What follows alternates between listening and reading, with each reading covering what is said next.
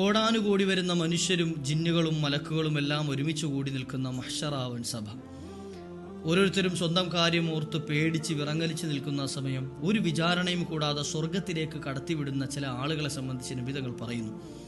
നാളെ മഹ്ശറിൽ മലക്കുകൾ ഇങ്ങനെ വിളിച്ചു ചോദിക്കും, ഐനല്ലദീന കാനത്ത് തജാഫ ജുനൂബുഹും അനിൽ മദാജിഅ. കിടപ്പറയിൽ നിന്നും ശരീരങ്ങളെ പറിച്ചെടുത്ത് അള്ളാഹുവിൻ്റെ മുമ്പിൽ സുജൂദ് ചെയ്യാൻ സമയം കണ്ടെത്തിയിരുന്ന, തഹജ്ജുദ് നിസ്കാരം മുടങ്ങാതെ നിസ്കരിച്ചിരുന്ന ആളുകൾ എവിടെയും ഫയഖൂമുന, കുറച്ച് ആളുകൾ എഴുന്നേറ്റ് നിൽക്കും. വഹും ഖലീലുൻ, അവരെ സംബന്ധിച്ച് നബി തങ്ങൾ പറഞ്ഞത് അവർ തുച്ഛമായ ആളുകൾ മാത്രമേ ഉണ്ടാവുള്ളൂ എന്ന്. അവരോട് യുദ്ഖലൂനൽ ജന്ന, സ്വർഗത്തിലേക്ക് അവരെ പ്രവേശിപ്പിക്കപ്പെടുകയും ചെയ്യും. ബാക്കിയുള്ള ആളുകളെ യുഅ്മറു അലൽ ഹിസാബ്, ബാക്കിയുള്ളവരെ ഹിസാബ് ചെയ്യാൻ അള്ളാഹു കൽപ്പിക്കുകയും ചെയ്യും. നമുക്ക് ഒരു വിചാരണയും കൂടാതെ സ്വർഗത്തിലേക്ക് കടക്കുമെന്ന് നബി തങ്ങൾ പഠിപ്പിച്ചൊരു വിഭാഗം തഹജ്ജുദ് നിസ്കാരം കൃത്യമായി നിർവഹിക്കാൻ സമയം കണ്ടെത്തിയവരാണ്.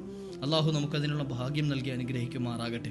നഫ്സി നഫ്സി എന്ന് വിളിച്ച് ബേജാറായിരിക്കുന്ന സമയം നിങ്ങൾക്ക് വിചാരണയൊന്നുമില്ല, സ്വർഗത്തിലേക്ക് പോയിക്കോ എന്ന് നമ്മളോട് കൽപ്പിക്കപ്പെടുന്നത് എത്ര ആശ്വാസകരമായിരിക്കും. അള്ളാഹു നമുക്കതിനുള്ള ഭാഗ്യം നൽകി അനുഗ്രഹിക്കുമാറാകട്ടെ.